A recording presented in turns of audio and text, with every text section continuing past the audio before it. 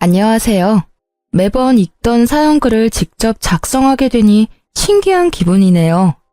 글을 올리는 많은 분들이 그러하듯 저도 정말 견디기 힘든 시기가 있었어요. 지금 생각해도 진짜 이건 아니다 싶은 일들의 연속이었고, 지인들은 들어도 진짜 잘 빠져나왔다는 이야기를 들을 정도였으니까요. 저는 태어날 때부터 약하게 태어났어요. 어릴 때 잔병치레도 많았고 몸도 마른 데다가 연약했죠. 원래 이렇게 약한 애들이 크면 강해진다고 하지만 저는 그대로였어요. 남편을 만난 날도 힘들어서 근처 카페에 앉아있을 때였어요. 한여름 휘청거리는 제 모습에 조마조마한 마음으로 남편이 뒤를 쫓아온 거였어요. 그때 사준 음료수가 어찌나 맛있던지 저는 남편의 마음 씀씀이에 반해서 연애를 시작하게 됐어요. 그리고 결혼을 결심했을 때 저는 제 선택을 굳게 믿고 있었어요.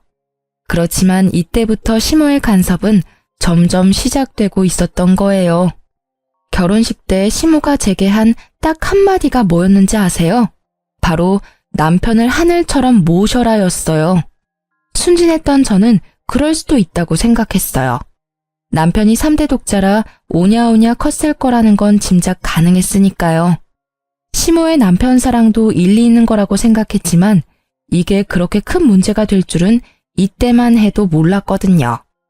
그렇게 결혼식을 치르고 신혼집은 남편이 시 외곽에 얻은 작은 평소의 아파트였어요. 두 사람이 살면서 더 큰 집으로 옮기면 될 거라고 생각하며 얻은 집이었지만 결혼 이후 남편이 지방 발령을 받는 바람에 의도치 않은 주말 부부가 되었어요. 솔직히 남편을 지방으로 보내고 싶지 않아서 퇴사 후 다른 직장을 알아보라고 이야기했어요. 제가 남편보다 더 잘 벌고 있으니 잠시 쉬면서 새로운 직장 알아보라고 말이죠. 경제적으로 크게 문제는 없을 거라고 생각했거든요. 그런데 남편은 제 말에 자존심이 상한 것 같더라고요. 그냥 지방으로 가겠다고 했어요. 저는 말릴 수 없어 그렇게 하기로 결정했어요. 서로 존중해주는 게 오래 갈 수 있는 비결이라고 생각했거든요. 그렇게 차로 왕복 4시간이 걸리는 지방에서 남편은 방을 얻고 저는 저희 신혼집에서 주말에만 남편과 함께 보내게 됐죠. 결국 남편의 일정 조율 실패와 지방 발령이 맞물려 저희 부부의 신혼여행도 결혼식 3개월 후로 밀려버렸어요. 남편은 자기 때문에 신혼여행을 가지 못하게 되어 미안한지 제게 동남아로 6박 7일 신혼여행을 예약했다고 하더라고요. 너무 기뻤던 저는 휴양지에 갈 생각으로 마음이 들떴어요. 여행을 위해 머리도 새로 하고 얇은 끝나시로 된 예쁜 해변용 원피스도 구매했어요. 선글라스며 옷을 다 준비하고 즐거운 마음으로 남편의 차에 올라타 공항으로 가는데 가는 내내 남편이 제 옷을 보며 핀잔을 주더라고요. 자기, 옷이 그게 뭐야? 왜 그렇게 얇게 입었어? 평소처럼 입고 오지 그냥. 우리 그냥 여행 아니고 신혼여행이잖아. 그리고 동남아로 가는 건데 뭐 어때? 어차피 더운 지역이고 가서 정말 즐겁게 놀 거거든? 예쁜 옷 입고 사진도 많이 찍어서 올릴 거야. 나 신혼여행 간다니까 사진 많이 찍어 오라고 그러더라고. 저는 즐거운 마음에 계속 제잘거렸고 남편은 제 말에도 여전히 마음에 들지 않는 얼굴이었어요. 저는 남편이 제 옷이 얇아서 걱정되는 마음에 그런 말을 하는 줄 알았거든요. 그런데 공항에 도착하고 나서야 남편의 옷 지적이 왜인지 알게 됐어요. 도착한 공항에는 제가 아는 두 분이 서 계셨어요. 캐리어까지 들고 여행을 갈 것 같은 복장을 한 시부와 시모가요. 저는 너무 당황한 나머지 남편의 팔을 끌었어요. 자기, 이게 혹시 무슨 일이야? 어머님이랑 아버님이 왜 여기 계셔? 제 말에도 남편은 아무런 대꾸를 하지 않은 채 캐리어만 밀며 부모님 앞으로 가더라고요. 저도 남편 뒤를 졸졸 쫓아갔죠. 어머님, 아버님 안녕하세요. 아유, 얘, 너 옷이 그게 뭐니? 남들 보기 민망하지도 않아? 어떻게 이게 결혼한 여자가 입을 만한 옷이니? 너 아직까지 처녀 때 생각하면 큰일 나. 넌 이제 한 사람의 아내라고. 몸가짐을 조심해야 하지 않겠어? 아무리 해외라지만 어른들도 있는데 그런 옷을. 네, 도착하면 갈아입을게요. 그런데 어머님 아버님은 여기 어쩐 일로? 공항에 왜 왔겠니? 너희 여행 간다는 이야기 듣고 내가 얼마나 어이없었는 줄 아니? 10월은 버젓이 살아있는데 없는 취급하고 둘이서만 여행 가려고 했어. 섭섭해서 아들한테 우리도 가겠다고 한 거야. 저에게 한마디도 하지 않고 시부모를 모시고 온 남편 때문에 열이 올랐어요. 하지만 이미 엎질러진 물이잖아요.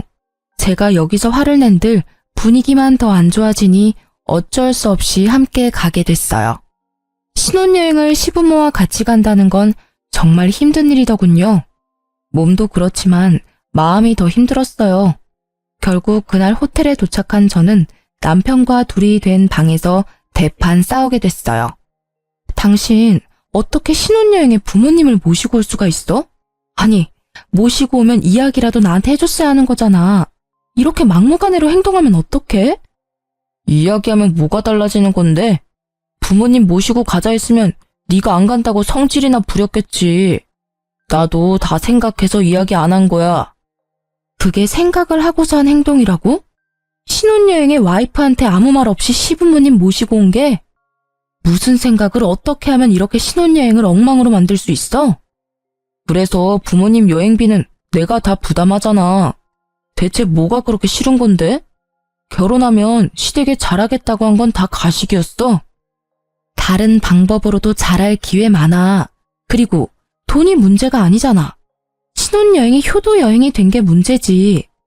나는 당신이랑 둘만의 시간을 보내고 싶어서 여행 온 거야.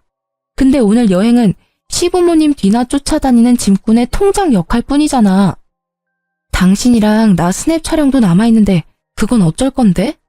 단 한 번의 신혼여행을 이렇게 망친 내 기분은 조금도 생각해주지 않잖아. 엄마가 서운해하는 걸 어쩌라고. 그 자리에서 오지 마라고 할 수도 없었어. 가는 김에 부모님 모시고 가서 효도할 수도 있지. 당신이 효도하는 걸 뭐라고 하는 게 아니라고. 그 효도가 나한테 피해를 주니까 하는 말이지. 그리고 그 이상으로 나쁜 건 당신이 나한테 아무 말 하지 않았던 거야.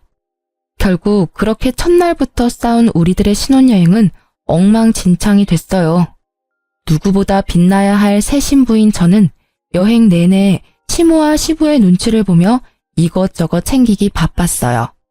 게다가 커플 마사지는 시부모에게 양보해야 했고 뷰 좋은 맛집에서도 저는 계속되는 눈칫밥에 먹은 걸 전부 체하는 바람에 호텔에 먼저 일찍 돌아왔어요. 마치 시부모가 주인공인 리와인드 신혼여행에 들러리로 따라온 기분을 느끼고 말았죠. 말 그대로 가장 행복할 6박 7일은 지옥 그 자체였습니다. 그리고 그 7일 동안 저는 남편에게 어떻게 이 부담을 돌려줄 수 있을까 고민했어요. 그리고 좋은 생각이 떠올라 남편 몰래 엄마에게 전화를 걸었죠. 여보세요? 응, 엄마, 나야. 깨볶을 시간도 없을 텐데 무슨 전화야. 무슨 일이 있어? 별일은 있지. 다음 주 주말에 엄마랑 아빠 우리 신혼집 집들이 하러 와. 아침에 9시쯤 와서 같이 여행 가자, 당일치기로. 어때? 우리야 좋지. 근데 그럼 그날 아침 9시까지 와? 저는 거절의 내색을 비추려는 엄마의 말을 뚝 끊고 초대를 완료했어요. 그리고 신혼여행에서 돌아온 후 처음으로 맞이하는 주말이 됐죠. 남편은 금요일 저녁에 와서 아침 9시가 넘도록 자고 있었어요. 저는 부모님이 올 시간에 맞춰서 일부러 준비 다 하고 화장실에 들어가 있었죠. 그리고 벨이 울렸어요. 저는 태연하게 남편한테 소리쳤어요. 나 화장실인데 자기가 나가봐. 저는 화장실 문을 살짝 열고 남편 행동을 살폈어요. 남편은 귀찮은지 부스럭거리며 일어나서 인터폰을 확인하더니 깜짝 놀라 옷방으로 뛰어가 옷부터 입더라고요. 저는 그제야 아무렇지도 않은 표정으로 화장실 밖으로 나왔어요. 여보, 장모님 오셨어. 응, 알아. 엄마한테 집들이 겸 오시라고 했어. 오늘 두 분 모시고 당일치기 여행이라도 다녀오려고. 물론 당신도 같이 갈 거지? 뭐? 그걸 왜 이제 이야기해? 이야기하면 뭐가 달라져?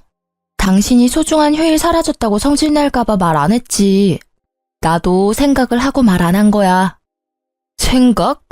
자다가 처갓집 식구 맞이하는 내 기분은 생각도 안 해? 그런 당신은 내 기분 생각해서 신혼여행 때 말도 안 하고 시부모님 모시고 왔어?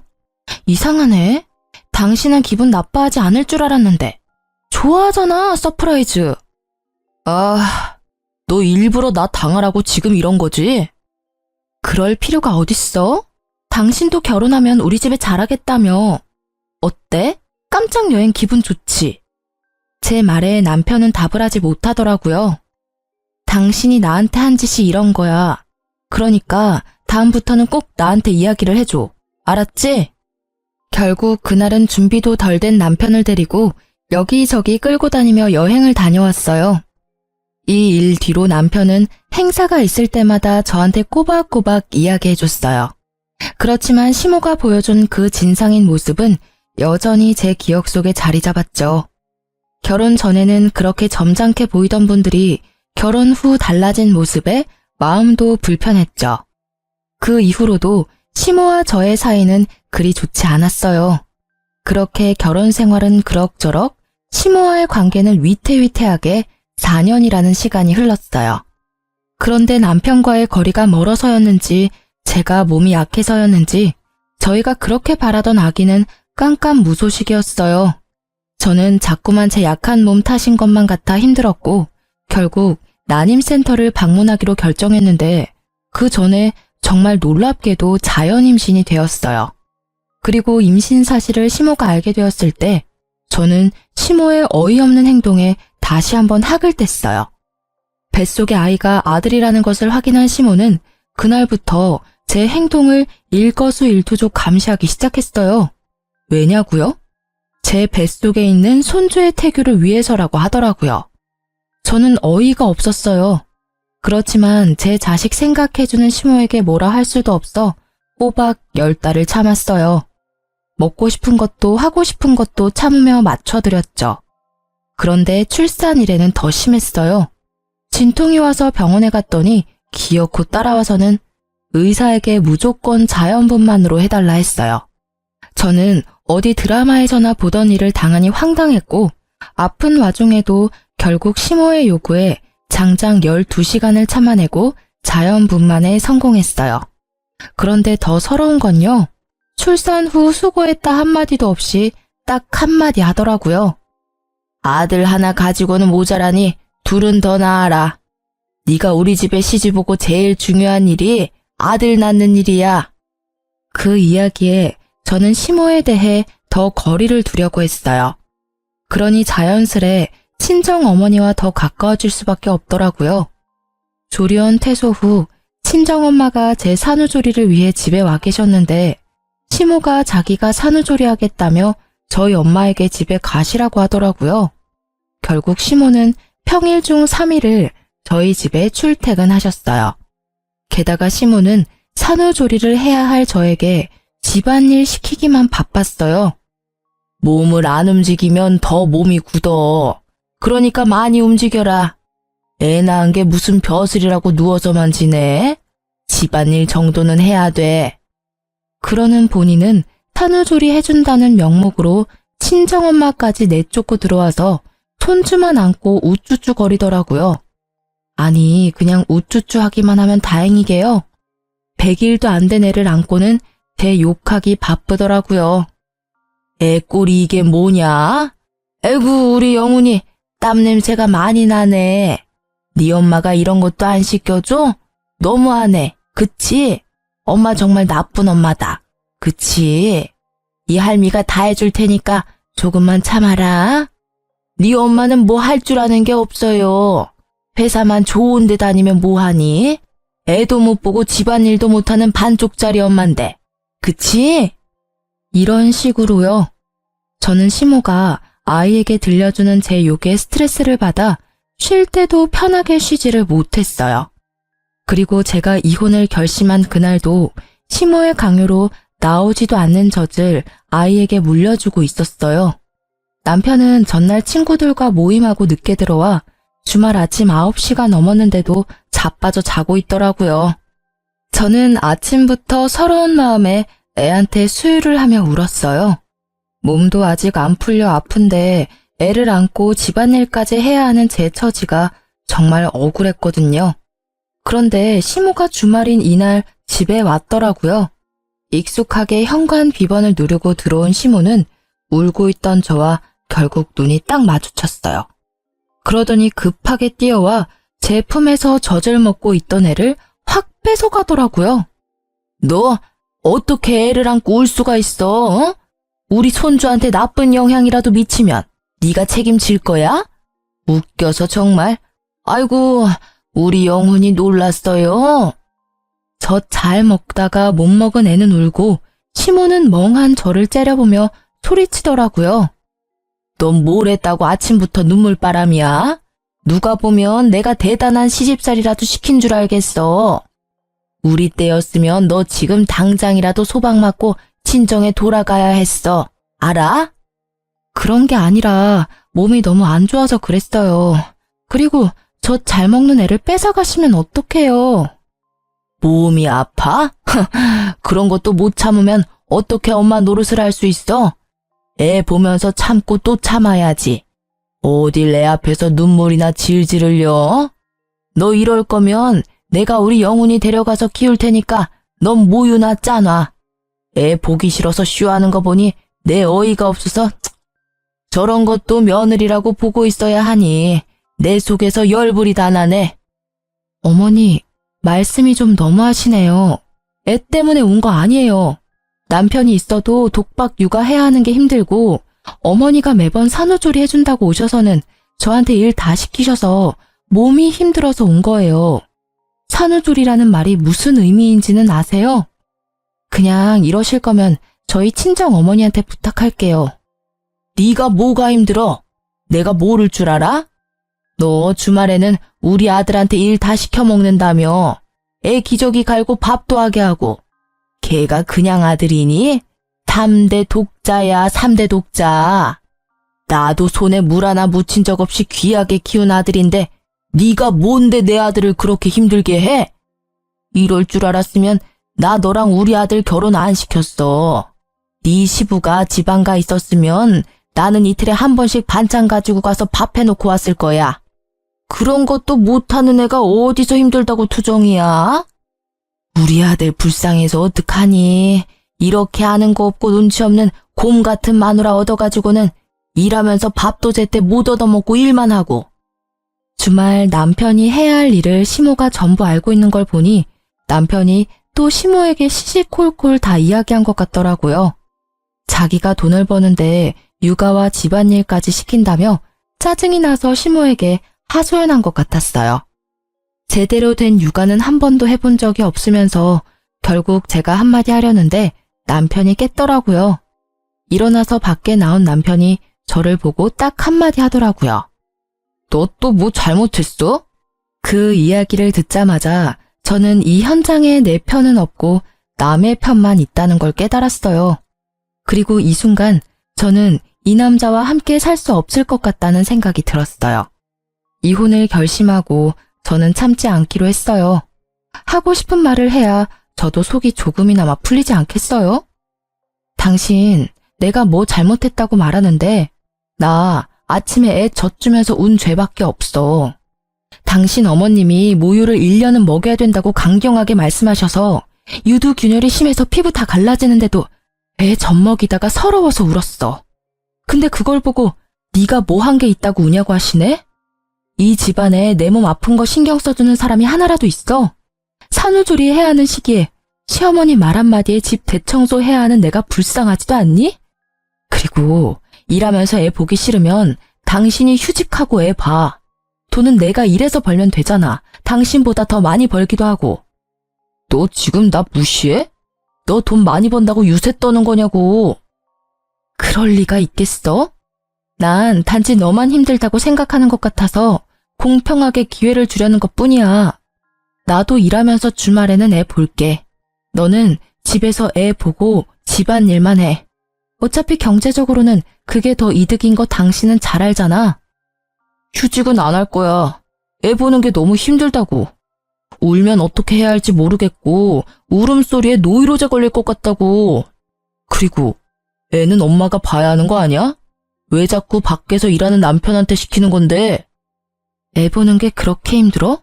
나는 그 애 울음소리 매일 들어. 그리고 그 애 업고 집안일까지 완벽하게 해야 하고 일주일에 3일 꼬박 시어머니 오시면 시어머니 하는 말까지 들어야 하지. 그런 내 상황은 미칠 것 같거든? 그리고 나 복귀해도 그 말 그대로 할 수 있어? 복귀하면 당신도 나도 똑같이, 아니, 내가 더 많이 벌어. 그러면 네가 육아 더 할 수 있겠어? 아니겠지. 지금도 이렇게 애 보기 싫어서 난린데. 주말에는 나도 쉬고 싶다고. 당신이 복귀해도 나는 지금보다 더 잘 볼 순 없어. 그러면 우리 엄마한테 맡기고. 어머님? 애 안고 내 욕하면서 오냐 오냐 하시는 어머님? 그렇게 큰 애가 내 말을 잘 듣기나 하겠어? 매번 듣는 게 엄마 욕이잖아. 그게 교육상 좋아? 난 절대로 어머님한테는 애 못 맡겨. 그리고 어머님, 애 낳고 100일도 안 된 며느리 이런 식으로 혹사시킬 거면 그냥 친정에서 조리할게요. 그것까지 막으시면 진짜 너무하신 거 아시죠? 그리고 어머님이 애 수유하실 거 아니면 애는 주시죠? 저더러 그렇게 모유주라고 성하셨는데 애 데리고 가서 분유는 잘 주실 수 있겠어요? 저는 아기를 시모에게서 다시 뺏어와 아기띠에 채워서 아기와 제 짐을 다 챙겼어요. 그리고 시모와 남편이 뭐라고 짓거리든지 다 무시하고 밖으로 나와 택시부터 타고 친정으로 돌아갔어요. 그 집에 있다간 내 머리가 돌아버릴 것 같았거든요. 그리고 그 다음날 남편이 제게 전화를 하더군요. 나 이제 내려갈 거야. 엄마도 이제 본가 가셨으니까 당신도 빨리 시위 그만하고 집에 들어와. 시위? 누가 시위한대? 걱정하지 않아도 돌아가지 않을 거야. 그냥 애도 나도 없는 그 쾌적한 환경에서 열심히 잠이나 쳐 자. 그리고 다음 주 중으로 이혼 서류 받을 준비나 하시고. 그렇게 말하고 전화를 끊은 저는 양육권과 친권을 가져오기 위해 육아휴직을 종료하고 일에 복귀하기로 했어요. 물론 혼자서 할 수 있는 일은 아니고 친정 부모님의 힘을 빌려야 했죠. 그리고 그날 저녁 시모가 저희 친정집에 찾아왔더라고요. 우리 며느리 여기 있죠? 너 빨리 애 데리고 집에 돌아와. 너 때문에 우리 아들 또 주말에 한 끼도 못 먹고 지방 내려갔어. 그래서요? 제가 왜 돌아가야 하죠? 전 이미 남편한테 이야기했어요. 이혼하자고요. 어머님이야말로 여기 와서 이러지 마시고 집에 돌아가세요. 너 말 다 했니? 사돈댁은 딸이 이렇게 생각 없고 모자란 사람인 거 아셨어요? 저는요, 얼마나 기가 찬지 남의 귀한 집 손주까지 데려가서 인질로 삼는 게 말이 돼? 어머님, 말씀 조심하세요. 말을 조심하라고? 내가 왜 그래야 되는데? 내 귀한 손주 뺏긴 것도 억울해 죽겠는데 너한테 고운 말이 나오겠어? 그래, 차라리 잘 됐다. 이혼하고 소송하면 우리 집으로 우리 영훈이 데리고 올 거야. 어디 4대 독자를 데려가려고? 너 산후조리 운운하더니 일부러 애 데리고 가려고 쇼한 거 아니니? 그게 아니고서야 지금은 어떻게 이렇게 멀쩡해? 그거야 친정 어머니가 다 해주시고 저는 온전히 쉬기만 하니 당연히 몸이 좋아지죠. 어머님은 산후조리 하러 오셔놓고는 일 시키기만 바쁘셨잖아요. 그리고 저희 부모님은 상식적인 분이시라 어머님의 그런 구식 시집살이는 이해 못하시거든요. 그러니까 동의를 구하듯이 제 욕은 하지 말아주세요. 그리고 한마디만 더 붙이자면 지금 하시는 말들은 저희 집 홈캠에 다 저장되고 있어요. 그리고 저희 신혼집에서 하신 말들도 다 홈캠에 저장되어 있고요. 그러니까 말을 아끼세요. 지금까지 모은 것들만 해도 이혼 사유는 충분하니까요. 제 말에 시모는 입을 꾹 닫아버리더라고요. 시모가 오기 전 이혼 전문가를 만나 상담했었거든요. 부부 갈등이 너무 심해서 정신적 충격이 크면 남편에게 청구하는 이혼 소송과는 별도로 시모에게도 위자료 청구를 할 수 있대요. 물론 증거나 정황이 정확해야 한다고 했고 저는 워낙 증거가 차고 넘쳐서 가능할 것 같다고 하더군요. 시모가 아이를 뺏기지 않으려 했지만 경제적 능력, 남편의 육아 소홀, 시모의 교육이 아이에게 좋지 못한 점 등이 복합적으로 작용해 이혼 소송은 무사히 제게 유리하게 진행됐어요. 제가 원하던 친권과 양육권도 가져왔어요. 남편과 시모에게서는 위자료를 받을 수 있었지만 양육비만큼은 남편이 제게 보내지 않더라고요. 거의 3년이 넘는 동안이나 말이죠. 그렇지만 저는 그에 대해 따로 생각이 있었기에 주지 않으면 주지 않은 대로 그냥 놔뒀어요. 물론 재촉 문자는 했었죠. 하지만 아이에 대해 별 애정이 없는 그 남자가 양육비를 줄 리는 없었죠. 4대 독자라도 본인은 귀한 줄 몰라요. 면접 교섭권을 한 번도 쓴 적 없었으니까요. 애는 다시 가지면 된다는 생각이나 하고 있을 거예요. 그저 시모나 전전긍긍일 뿐이지. 그리고 이혼 후 3년째 되는 해에 저는 이미 새로운 남자와 재혼한 지 2년이 조금 안 되는 상태였어요. 그리고 재혼한 현 남편과의 상의를 통해 제 아들을 재혼남의 호적에 넣을 수 있는 친양자 입양을 신청하기로 했어요. 제가 생각했던 게 바로 이거였어요. 신부가 3년 이상 부양의 의무를 이행하지 않거나 면접 교섭을 하지 않으면 신부의 동의 없이도 친양자로 입양이 가능하고 아이의 성과 본을 재혼 남편의 성과 본으로 바꾸는 것도 가능하다고 해요. 물론 여러 가지 여건이 맞아야겠지만 저 같은 경우는 그걸 위해 양육비를 안 줘도 참았던 거예요. 그리고 양육권을 지급하지 않은 지 3년이 될 때쯤 전 시모와 전 남편이 갑자기 제게 연락이 와서 만나자고 하더군요. 만날 생각은 들지 않았지만 법적으로 크게 문제가 될 수도 있다는 말에 만나러 갔어요. 두 사람은 눈에 쌍심지를 켜고 저를 맞이하더라고요. 저는 이 사람들이 왜 이러나 하는 생각만 들었죠. 제가 잘못한 게 없으니까요. 여기까지 나온 걸 보니 너도 제발 저려서 나온 것 같구나. 무슨 말씀 하시는지 모르겠네요. 용건만 간단히 해주시겠어요? 이 사기꾼 같은 년아, 우리가 낸 위자료 내놔, 이 나쁜 년. 너 감히 우리를 속였어? 내가 그 위자료 왜 줬는데? 당장 그거 다시 돌려놔. 아니면 고소할 거야? 파렴치한 것도 정도가 있지 어떻게 그런 대담한 짓을 벌려놓고 우리를 속이려고 했을 수가 있어? 무슨 소리인지 알아듣게 말씀하세요. 이혼 위자료 소송은 제가 판결 내린 게 아니라 법원이 내린 거죠. 따지시려면 법원 가서 따지세요. 이래도 시침이 뗄 거야? 정말 치가 떨려서 네가 진짜 못된 년이라는 건 이미 알고 있었지만 이렇게 대담하게 우리를 속일 줄이야. 그러면서 시모가 내민 것은 몇 장의 종이였어요. 들고 상세히 읽어보니 그건 바로 전 남편의 무정자증에 관한 결과지였어요. 정자수가 현저히 부족해서 자연적으로는 임신이 많이 어렵고 정상 정자수도 적다는 내용의 검사 결과지였어요. 그걸 보니 딱 답이 나오더라고요. 이 사람들은 내가 결혼 중 외도를 해서 애를 낳았다고 생각하는 거였어요. 정말 천박하기도 하죠. 그런 생각을 어떻게 감히 할 수 있으며 최소한의 검사도 없이 바로 단정지어 말할 수 있을까요? 제 상식으로는 도무지 이해가 되지 않는 행동이었어요.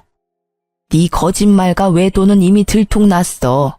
어디서 어떤 남자를 만나서 애를 만들었는지 모르지만 그 더러운 애 새끼를 내 손주라고 생각하게 만들다니.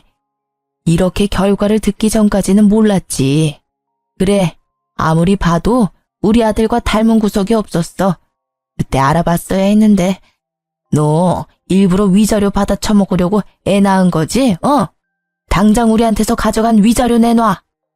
알고 보니 전 남편도 저와 비슷한 시기에 재혼을 했는데 시모가 임신하라고 그렇게 난리치는데도 애가 안 생겨서 병원을 갔다가 무정자증 진단을 받아왔다고 하더라고요. 저는 너무 웃겼어요. 착각하고 있는 이 사람들에게 진실을 알려주기로 했어요.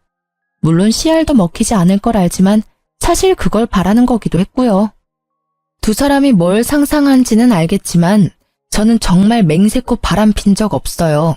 그리고 이 애는 당신 애야. 그건 바뀔 일은 없어. 당신도 알잖아. 내가 얼마나 가정에 충실했는지. 거짓말하지 마. 이게 또 어디서 사람을 속이려 들어? 내 자식도 아닌 애 때문에 위자료를 얼마나 줬는지 알기나 해? 천박한 몸뚱아리 굴려서 어디서 더러운 씨앗이나 받아서 만든 애를 감히 내 아이라고 속여? 그래, 언제까지 속일 수 있을 줄 알았어? 이래서 내가 양육비를 안 준 거야. 내 새끼도 아닌데 내 돈을 왜 줘? 웃기지도 않는 말을 하는 전 남편을 보며 저는 차분하게 말했어요. 정말 그 애가 당신 애가 아니라고 생각해? 그럼 우리 애는 이제 더 이상 필요 없어? 필요 없어. 피 한 방울 안 섞인 남의 아이가 왜 필요해? 당신이 그렇게 생각하면 하늘 수 없네. 그러면 애 호적 옮기는 건 동의해 줄 수 있지? 원래 당신 동의 없이도 옮길 수 있는데 어차피 당신이 당신의 아니라고 하니 괜찮잖아. 옮겨줘도. 그러면 당신은 애 없는 거나 마찬가지고, 안 그래? 당연하지. 그건 동의해주면 내 아이는 없는 게 되니까 양육비는 안 줘도 되지. 결국 그게 목적이었더라고요. 이 나쁜 놈은. 지 자식한테 드는 돈이 아까워서 돈 한 푼을 안 준 쫌생이 같은 인간이었어요. 그건 내가 변호사랑 잘 이야기해볼게. 그리고 나중에 애 돌려달라고 하지 마. 그건 꼭 지켜줬으면 좋겠어. 어차피 돌려줄 생각도 없지만. 내 쪽에서 할 말이거든. 혹여라도 나한테 애 맡기려고 하기만 해봐. 절대로 안 받아줄 거니까. 남의 새끼를 내가 왜 키워? 저는 전 남편에게서 동의서를 받았어요. 그래, 그럼 잘 됐네. 자, 가서 서류 작성하자. 그리고 내가 한마디 하는데 그 위자료는 당신들이 잘못해서 혼인이 파탄에 이른 걸 법원이 인정했기 때문에 당신들이 나한테 지불한 거야. 애랑은 전혀 상관이 없지.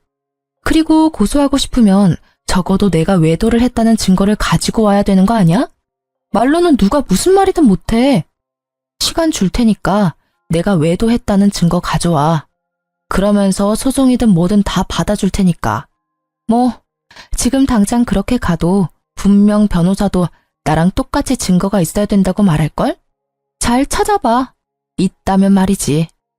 그리고 전 남편이 애타게 제 외도 증거를 찾는 동안 저는 아이의 호적이 재혼한 남편 밑으로 들어가는 걸 목이 빠져라 기다리고 있었어요.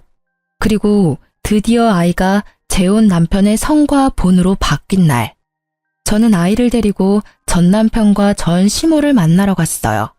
전 시모와 전 남편은 아이를 무시무시한 눈으로 쏘아보더라고요. 저는 두 사람에게 말했어요. 두 분 다 고생하시죠? 제 외도 증거 찾으려니 힘드실 거예요. 그래서 일 좀 쉽게 해드리려고요. 제 애가 다른 남자애면 소송하기 쉬울 테니 친자 검사 한번 해보세요. 애가 친자가 아니면 소송 가능하지 않겠어요? 제 말에 전 남편과 전 시모의 눈이 동그래지더라고요. 이때까지 만나자고 해도 절대 만나주지 않던 제가 아이 상피세포 채취까지 해주겠다고 하니 어안이 벙벙한 모습이었어요. 저는 두 사람이 보는 앞에서 아이 입안을 면봉으로 쓱쓱 문질러 봉투에 바로 넣어 두 사람에게 전해줬어요. 검사해봐. 어차피 더 이상 찾아볼 곳도 없잖아. 안 그래? 제 말에 그 둘은 웃으며 나가더라고요. 혹여나 위자료를 돌려받을 수 있다거나 소송에서 이겨서 돈을 받아낼 수 있을 거라는 생각을 했을지도 몰라요. 그리고 며칠 후 제 전화기에서는 불이 나기 시작했어요. 제가 전화를 받지 못하자 전 시모와 전 남편은 친정집까지 쫓아왔더라고요. 저는 친정엄마 전화에 불이 났게 친정으로 달려갔어요. 이미 한바탕 난리를 친 건지 전 시모 얼굴이 엉망이더라고요. 너 어떻게 이럴 수가 있어? 어떻게 천륜을 끊어먹고도 네가 무사할 줄 알아? 내 손주 우리 영훈이 내놔. 무려 4대 독자야. 그냥 손이 아니라고. 그래, 너 어떻게 내 애를 다른 사람 호적으로 옮길 수가 있어? 네가 진짜 사람이야? 두 분이 왜 여기서 이러는지 모르겠어요. 내가 분명히 당신한테 이야기했지. 우리 애 당신 애라고. 나는 외도한 적도 없다고 말했어. 그런데 당신이 뭐라고 했어? 그럴 리 없다고 증거가 있다며. 그 검사 결과지 보여줬잖아. 내가 아무리 사실을 말해도 믿지 않고 호적 정리하는데 동의해준 건 당신이야. 그리고 아줌마, 더러운 씨앗이니 아들 닮은 구석이 하나도 없었다니 그런 말씀하신 거 저는 절대로 잊지 않을 거예요. 그런 건 너무하잖아. 나는 분명히 당신이 외도하는 거라고 생각하고 나는 이제 애를 가질 수 있을지 없을지도 몰라.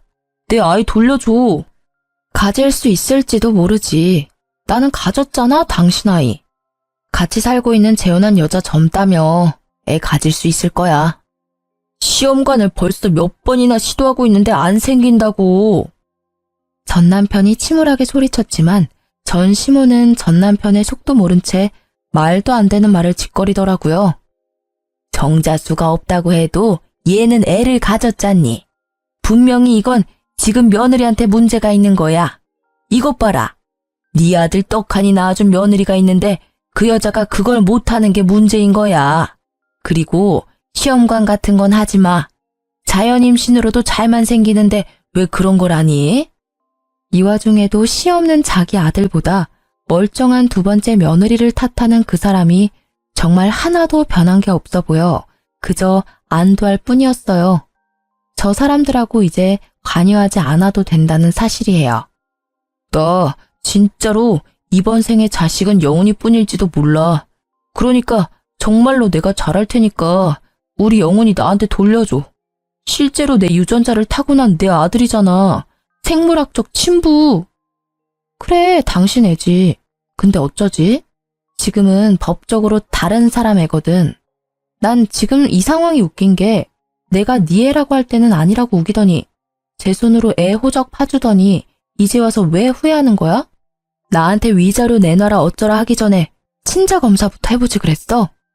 어쨌든 이제 남의 애니까 신경 꺼. 그리고 이렇게 와서 난리쳐도 이제 정말 남이니까 우리 친정에 이렇게 찾아오지도 마. 제 말에 입이 10개라도 할 말이 없었던 시모와 전 남편은 쫓겨났죠. 자신이 무정자증이라는 걸 알고 확인도 없이 저를 바람난 여자로 만들고 애를 혼외자로 만들어 소송을 걸겠다는 그 생각이 너무 가증스럽더라고요. 당연히 그들이 주장하는 소송은 진행되지 않았어요. 저의 외도는 당연히 외도를 하지 않았으니 증거가 없었고 아이는 전 남편의 친자였으니까요. 그리고 나중에 들리는 소문에 의하면 전 남편의 두 번째 아내도 시모 때문에 이혼했다고 하더라고요. 그놈의 자연임신과 남편 내조에 관해 매일 집에 와서 여자를 들들 볶았다고 해요. 앞집 사는 조련 동기한테 들었거든요. 요새 저 집이 좀 조용하다면서요. 그렇게 저는 그 사람들과 더 이상 연락을 주고받지 않았어요. 그리고 몇 달 뒤 크리스마스 날에 한번 마주치게 됐어요. 아이 선물을 사주러 재혼한 남편과 함께 가는 길에 전 남편을 정말 딱 정면으로 마주쳤거든요. 시모와 함께 쇼핑 나온 것 같더라고요. 아이는 재혼한 남편의 어깨에 목마를 타고 있었고 갓난 아기일 때 헤어진 전 남편의 얼굴은 전혀 알아보지 못했어요. 시모는 아이를 보더니 저를 아주 잡아먹을 듯이 노려봤어요. 내 손주 데려다가 남의 호적에 올린 천하의 몹쓸년. 분하고 원통해서 내가 못 살지. 내 새끼 남의 손에 키워야 하는 이 억울한 심정을 누가 알 거야? 저는 그 말을 재혼한 남편과 아들이 들을까봐 먼저 백화점으로 보냈어요. 어르신, 그 귀한 손주 더러운 씨앗이라고 욕한 게 본인이세요. 그리고 언제는 아들 닮지 않았다고 큰 소리 치시더니 그건 이미 싹 잊으셨나 봐요? 저는 하루도 잊은 적이 없는데요. 뭐? 네가 나한테 그런 말할 자격이나 돼? 속여가지고 애 호적을 팠으면서 손이 귀한 집의 아들을. 네 아들이 아니라 내 손주야. 지금 당장이라도 데려올 수만 있다면 그만하세요, 어머니. 전 남편은 결국 자기 엄마한테 화를 내더군요. 저는 친절하게 전 남편에게 말해줬어요. 당신 어머니 치맛자락에서 못 벗어나면 세 번째, 네 번째 결혼을 해도 똑같이 이혼하게 될 거야. 알지? 제 말에 전 남편은 이미 알고 있다는 듯 얼굴에 후회가 가득하더라고요. 뭔가 반성한 게 하나쯤은 있구나 싶었는데 마침 백화점 안으로 들어가지 않고 입구에서 저에게 손을 흔드는 아이의 모습을 무척 애틋하게 쳐다보더라고요. 그런데 그 광경이 너무 웃겼어요. 자기가 그런 애틋한 눈으로 애를 볼 염치가 있나? 싶었거든요. 그렇게 애틋하게 애 얼굴 쳐다보지 마. 누가 보면 착각하겠어. 애가 그리워서 그런 표정 짓는다고 생각할 수도 있잖아. 내가 겪어보니 당신은 애가 그리운 게 아니라 그저 이제 당신이 애를 만들지 못한다는 사실이 힘들어서 손에 없는 걸 갖고 싶어 하는 것처럼 보일 뿐이거든? 넌 무슨 말을 그렇게 냉정하게 해? 내 아들 내가 그리워하는 것도 그렇게 못마땅한 거야? 내 자식 남의 아들로 만든 것도 모자라서 나를 부성애도 없는 모지리로 만들어? 네가 다 이렇게 만든 거잖아. 모든 것을 제 탓으로 미루는 이 나쁜 놈의 행태에 저는 결국 소리를 빽 지르고 말았어요. 그게 왜 내가 만든 거야? 네가 만든 거지. 애가 그렇게 애틋하고 그리웠으면 애초에 면접 교섭권은 왜 안 썼는데? 양육비도 3년 내내 한 번도 준 적 없지? 그리고 무엇보다 당신이 무정자증인 거 알았을 때 왜 우리 애가 당신 아들이 아니라는 의심부터 했어? 애한테 일말의 사랑이라도 있었다면 내 애가 아니라고 선언하기 전에 검사라도 해보는 게 상식 아니야? 제 말이 구구절절 다 맞는 말인지라 전 남편은 대꾸할 생각도 못하고 입을 꾹 다물더라고요. 나는 아무리 봐도 너한테 소중한 건 아들이 아닌 것 같아. 네가 제일 소중하게 생각하는 건 그냥 네 생식 능력이겠지. 제 말에 전 남편은 아픈 부분을 찔린 것 같은 표정으로 도망치듯이 떠나버리더라고요. 그렇게 헤어지고는 아직까지 만난 적은 없어요. 제 말이 틀리지 않았는지 애를 보겠다는 연락도 전혀 없더라고요. 뭐 그게 저한테는 더 도움이 되는 일이니까 그냥 그렇게 놔뒀어요. 저는 이혼 후 1년 만에 재혼해서 잘 살고 있어요. 애도 이제 재혼한 남편 밑으로 들어가서 더 안정적으로 살아요. 재혼 후에 아들 밑으로 딸을 하나 낳았고요. 남편과 아들은 딸을 두고 서로 돌보겠다며 다툴 정도로 사이가 좋아졌어요. 아들은 의외로 성격이 전 남편보다는 현재 남편을 더 닮아 마음이 좀 놓이기도 해요. 지금 남편은 부모님이 모두 일찍 돌아가셔서 시댁 식구는 남편의 형제 자매들 뿐이에요. 솔직하게 말해서 그런 점 때문에 재혼을 결심한 것도 있어요. 그만큼 저에게 시댁 시부모라는 존재는 트라우마에 가까웠거든요. 그래도 지금은 많이 좋아졌지만 그 짧은 시간 동안의 시집살이로 트라우마가 생긴 걸 보면 말하지 못한 소소한 감정의 골들이 엄청났다는 걸 실감해요. 저희 어머니가 결혼을 하려면 그 집안의 어른을 보면 된다는 말을 했었거든요. 솔직히 첫 결혼 때는 전 남편과의 애정이 너무 깊었기에 그런 걸 무시하고 결혼을 결정한 부분도 있어요. 이혼을 할 때가 되어서야 어머니가 한 그 말이 떠오르더라고요. 만약 그때로 되돌아간다면 절대로 그 결혼을 하지 않았을 거예요. 작성하다 보니 엄청 긴 글이 되었네요. 저도 글을 쓰면서 다시 그때의 일들을 되돌려봤는데 진짜 빨리 빠져나온 게 다행이라는 생각이 드네요. 결혼은 가족 간의 결합이라고 하잖아요. 남편과 아무리 잘 맞아도 시댁과 맞지 않으면 그건 그거대로 힘든 결혼 생활이 될 수밖에 없어요. 제가 겪은 일련의 일들이 저처럼 고민하고 힘들어하는 분들에게 좋은 위로의 글이 되었으면 좋겠네요. 다들 힘내시고 글 읽어주셔서 감사해요.